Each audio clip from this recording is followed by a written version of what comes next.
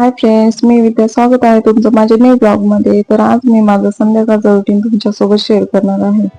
तर आता वाजले आहे संध्याकाळचे 6 आणि मी इथे डाळ भाताचं कुकर लावणार आहे. तर इथे मी स्वच्छ डाळ धुवून घेतली आहे. डाळ मी इथे घेतलेली आहे मुगाची आणि तुरीची, दोन्ही डाळ मिक्स घेतली तर टेस्ट छान येते. तर इथे मी टोमॅटो कापून टाकलेला आहे, हळद मीठ टाकलेलं आहे त्याच्यामध्ये आणि आणि माझ्याकडे इथे हिरव्या मिरच्या नव्हत्या, त्यामुळे मी चिमूटभर मिरची पावडर टाकली, कारण मिरची शिवाय डाळीला मजा येत नाही. तर इथे मी डाळ कुकरला लावून दिली होती आणि मुलांकडे गेली, कारण यांचं अजिबात जमत नाही. एकच खेळण्यावरून त्यांच्या एवढे भांडत होतात ना, दोघांना एकच खेळणे पाहिजे असते. तेवढ्यात नटूचे पप्पा आले, त्यांच्यासाठी चहा ठेवला आणि इथे डाळ शिजलेली होती, त्याच्यामुळे म्हटलं चला फटाफट डाळीला फोडणी देऊन घेऊ.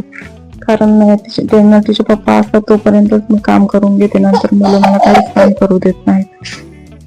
तर इथे मी फक्त लसूण आणि कढीपत्त्याचीच फोडणी दिली, कारण टोमॅटो तर मी आधीच टाकून दिलेला होता. तर इथे मस्तपैकी मी डाळीला फोडणी देऊन घेतली आणि नटूच्या वरतून कोथिंबीर सुद्धा टाकून घेतली. आणि नटूच्या पप्पाला चहा होता आणि नटूचे पप्पा दुधाचा चहा घेत नाहीत, कारण त्यांना दूध आवडत नाही, ॲलर्जी आहे त्यांना. तर मस्तपैकी मी अद्रकीचा चहा केला होता. तर इथे ते म्हणत होते खूप छान चहा झाला. तर इथे बोलू बाबा, तर त्याला तर खूप चहा आवडतो, दुधाचा असो किंवा काळा असो, तो खूप आवडीने चहा पितो.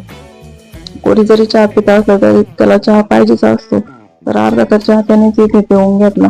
त्यानंतर मी इथे भात टाकला, 1 वाटी आम्हाला होऊन जातो, कारण आज आम्ही फक्त 3च मायलेकर जेवायला होतो. आणि कुकरला लावला, कुकरला 10 मिनिटात भात होतो. तर भात झाल्यानंतर आम्ही जेवायला बसलो,